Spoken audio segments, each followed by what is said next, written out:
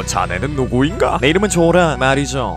여러분들은 누군가를 아주 짧은 시간 동안 보고 기억에 오래 남았던 적이 있습니까? 팝콘 들고 갔다가 존나 웃기게 넘어지는 게 아니고서는 짧은 시간에 기억에 남기는 굉장히 어려울 것 같습니다. 하지만 이런 거 말고도 기억에 오래 남는 방법이 있는데 잘생기면서 목소리도 좋고 자상하기까지 하다면 10년도 넘게 기억을 할 수가 있을 겁니다. 코나에도 그런 인물이 하나 있습니다. 바로 마츠다 진페이, 한국어로 송보윤 형사죠. 이 사람은 알다시피 폭사로 죽었습니다. 하지만 해적미와 만화에 어떤 할아버지가 말했듯이 기억 속에서 잊혀지지 않았다면 뒤진 게 아니니까 완전히 뒤진 건 아닙니다. 그래서 저는 오늘 만약 송보윤이 죽지 않았다면 이란 주제로 한번 시나리오를 짜볼까 합니다. 영상을 시작하기 앞서 이것은 온전히 저의 망상이며 전혀 원작과는 연관이 없습니다. 현실과 가상세계를 혼돈하면 미친놈 취급을 받는 것처럼 저희 영상을 현실로 받아들이시면 당신은 사랑받기 위해 태어난 사람. 송보윤은 폭발물 처리반으로 경찰 동기조 중에 한 명이 하기환과 함께 근무를 했었고, 하기환은 테러범 때문에 죽습니다. 경찰의 고위 간부진들은 송보윤이 동기가 죽어가지고 눈 돌아가서 옌병할까봐 다른 곳으로 전출을 보냈고, 송보윤은 강력계에서 일하게 됩니다. 그러다가 오영사라는 여자를 만났고 처음에는 그닥 관심이 없었지만 점점 관심이 생기기 시작했습니다. 그러던 어느 날 경찰청으로 팩스가 하나 왔고, 송보윤은 그것을 보낸 게 하기환을 죽였던 그 테러범이라고 확신을 합니다. 그래서 바로 테러범이 말한 놀이공원에 관람차로 갔고 혼자서 폭탄을 해제하기 시작합니다. 이제 폭탄을 해제하기 직전의 순간 어떤 메시지가 나왔고 다음 폭발 장소를 알아내려면 폭탄을 끝까지 봐야 할 것 같습니다. 근데 생각해보면 어차피 지금 1초 만에 폭탄을 해제할 수가 있으니 굳이 메시지를 끝까지 봐야 하나 싶습니다. 그래서 송영사는 폭탄에서 메시지가 나오자 대충 앞 글자를 본 뒤 바로 폭탄을 해제해버립니다. 폭탄을 해제하고 나서 관람차에서 빠져나오니까 오영사는 울고 있었고 다들 초상집 분위기인 것 같았습니다. 이건 뭐 내가 죽었어야 했나 하는 생각이 들었지만 일단 아까 대충 본 글자들을 조합해서 다음 폭발 장소를 예측한 다음 가가지고 폭탄 해제에 성공합니다. 마지막 폭탄을 해제하고 나서 오영사에게 왜 울었냐고 물어보니까 오영사는 닥치라고 말합니다. 송영사가 나름 선배인데 못하는 말이 없는 것 같네요. 그래서 더 매력 있습니다. 송영사는 이렇게 폭탄 테러 막았지만 하기환을 죽인 그 테러범 놈은 아직 잡지 못했습니다. 언제 다시 그 녀석이 나타날지 모르겠지만 반드시 다음에 본인이 잡겠다고 다짐합니다. 그렇게 3년이라는 시간이 흘렀습니다. 원래 송영사는 다시 폭탄 테러 전담반으로 옮길 수 있었지만 오영사하고 좋은 관계이기도 하고 나름 강력계 일도 재밌어가지고 강력계에 남아있기로 합니다. 그러다 보니 여러 후배들이 들어왔는데 그 중에는 컨디션에 따라서 피부색이 바뀌는 신기한 놈이 있었습니다. 이름이 신영선이라는 친구였는데 뭔가 말 걸 때마다 어리버릿하는 게 놀리면 재밌을 것 같다고 생각합니다. 그리고 백형사 녀석도 송영사와 같은 부서로 옮겨왔습니다. 근데 백형사와 신영사 이 두 놈이 오영사를 보는 눈빛이 심상치가 않습니다. 하지만 전혀 위협적이지 않습니다. 왜냐하면 송영사는 언터처블하게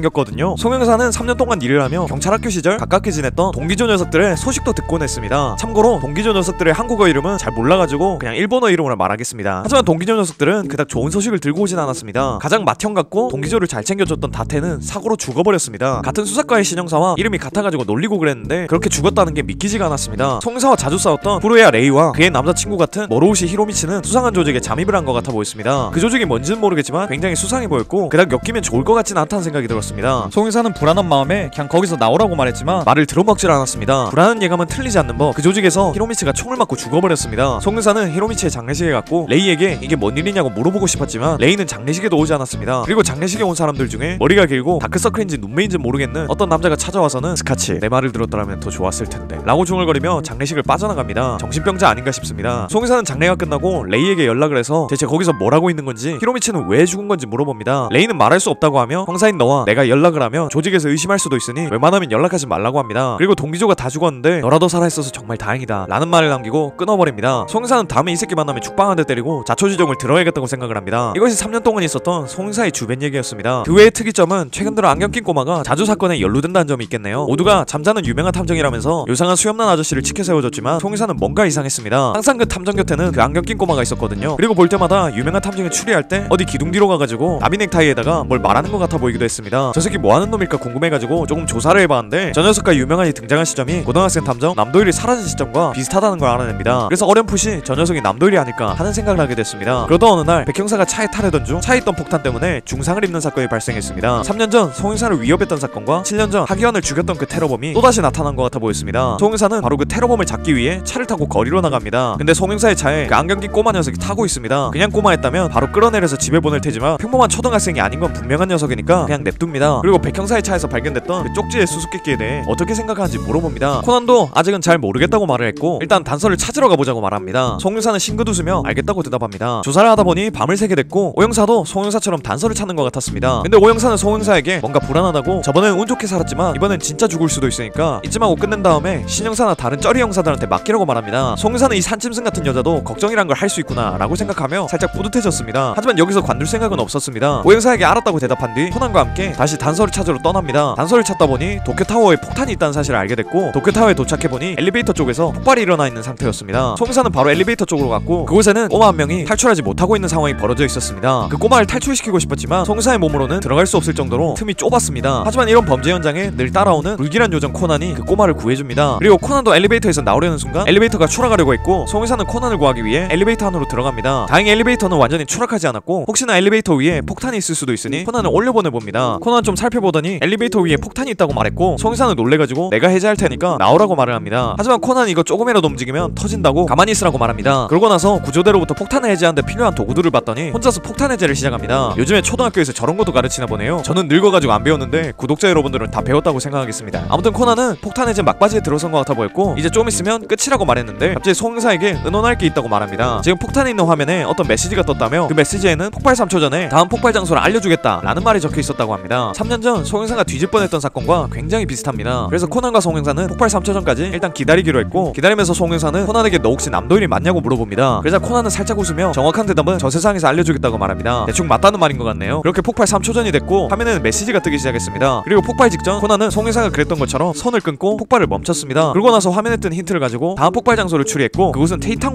고등학교였습니다. 그래서 테이탄 고등학교가 잘 보이는 곳에 범인이 있을 거라고 판단하여 송영사는 그 범인이 있는 곳으로 찾아갑니다. 범인은 송영사를 보자마자 사색이 돼가지고 도망을 쳤고 송영사는 죽을 때까지 쫓아가서 결국에 테러범을 잡습니다. 겨우 이딴 새끼 때문에 하기현이 죽었던 걸 생각하면 갈아 마셔도 부족하지만 본인이 여기서 이놈을 죽인다면 제로가 혼자 남게 될 것 같아서 마음을 가다듬고 체포를 한 뒤 경찰서로 넘깁니다. 그렇게 하기현이 복수를 끝냈고 송영사는 나름 마음이 홀가분해졌습니다. 이제 남은 건 제로에게 자초지종을 듣는 일입니다. 하지만 제로는 최근 들어서 자취를 감췄고 연락도 되지 않았습니다. 그래도 살아있을 거라고 굳게 믿고 기다렸는데 어느새 보니 유명한 탐정사무소의 밑에 있는 카페에서 제로가 알바를 하고 있었습니다. 그것도 본인의 이름을 아무로 토오루, 한국어로는 안기준이란 이름으로 바꿔서 말이죠. 송보이는 카페에 찾아가서 반갑게 제로라고 불렀는데 제로는 살짝 표정이 굳더니 혹시 누군가를 찾고 있냐고 물어봅니다. 그리고 송사에게 다가와서 쪽지를 하나 넣어주더니 찾는 분은 여기 안 계신 것 같다고 말하며 내쫓습니다. 송보이는 제로가 줬던 쪽지를 받고 나중에 어디에서 만나자는 말이 적혀 있었습니다. 여기서부터는 자막판 버전을 본 사람들을 위해 송보인을 마치다라고 부르겠습니다. 마치다는 약속 장소로 갔고 제로가 기다리고 있었습니다. 제로는 지금까지 있었던 일들을 전부 말해줍니다. 본인이 들어간 조직에 대한 것과 히로미치가 죽었던 일 그리고 지금 본인이 하고 있는 일들에 대해서 말을 해줬고 마치다는 그 모든 걸 묵묵히 듣습니다. 그런데 히로미치를 죽인 원수 같은 인간이 FBI에 소속된 아카이 슈이치란 말을 듣고 좀 혼란스러워졌습니다. 그 인간도 검은 조직의 스파이였다는 것도 신기한데 이상윤이 왜 히로미치를 죽인 걸까 하는 의문도 들었습니다. 마치다가 봤던 이상윤은 아무 이유 없이 사람을 죽일 인간이 아닌데 좀 이상합니다. 하지만 제로는 이상윤이 히로미치를 죽이는 순간을 직접 목격했는지 분노가 상당한 것 같았습니다. 마치다는 제로를 살짝 진정시켰고 화제를 돌려봅니다. 마치다는 지 주변에 머리가 겁나 똑똑한 초등학생이 있다고 말을 했는데 제로도 지 주변에 그런 애가 있다고 말을 합니다. 둘이 말하는 사람은 같은 사람이었습니다. 마치다는 걔가 아마 평범한 초등학생은 아닐 거라고 말을 했고 제로 역시 의미심장한 미소를 지으며 고개를 끄덕였습니다. 그렇게 둘은 한동안 계속 대화를 나눴습니다. 얼마 시간이 지나고 제로는 자리에서 일어납니다. 그리고 마치다에게 아마 이렇게 대화를 나눈 일은 많지 않을 거라고 다음에 만날 때는 굉장히 사무적으로 대할 것 같다고 말합니다. 마치다는 이 녀석이 지금 스파이로 들어가 있으니 본인과 친근하게 얘기를 나누며 그것도 이상할 거라고 생각했고 알겠다고 말합니다. 그렇게 둘은 살아있어줘서 고맙다는 말을 서로에게 남기고 헤어집니다. 마치다는 집으로 돌아가며 그 조직은 대체 어떻게 돼먹은 조직이길래 스파이가 그렇게 많은 걸까 하는 의문을 품습니다. 보니까 코난도 그 조직하고 연관되어 있어 보이던데 코난에게 넌지시 한번 물어봐야 할 것 같네요. 이렇게 되면 마치다 역시 검은 조직과 연루될 것 같습니다. 코난에게는 좋은 조력자가 하나 더 생길 것 같네요. 여기까지 와디프 마치다가 살아있다면이었습니다. 이게 이 대본을 짜면서 정말 많은 생각을 해봤습니다. 송영사가 살아있다면 하기환도 살아있던 게 아니었을까? 그랬다면 히로미치와 제로가 조직에 들어가는 걸 막지 않았을까? 그리고 다테이 죽음 역시 막아내지 않았을까? 등등 여러가지의 가정들이 꼬리에 꼬리를 물었습니다. 하지만 이 모든 걸 넣었다가는 스토리가 너무 방대해질 것 같아서 그냥 송보인만 살아남았다는 가정만 넣었습니다. 부디 여러분들이 재밌었길 바랍니다. 이런 영상 봐주셔서 너무 감사하고 저는 더 재밌는 영상으로 다시 돌아오겠습니다. 그럼 다음 시간에 만나요.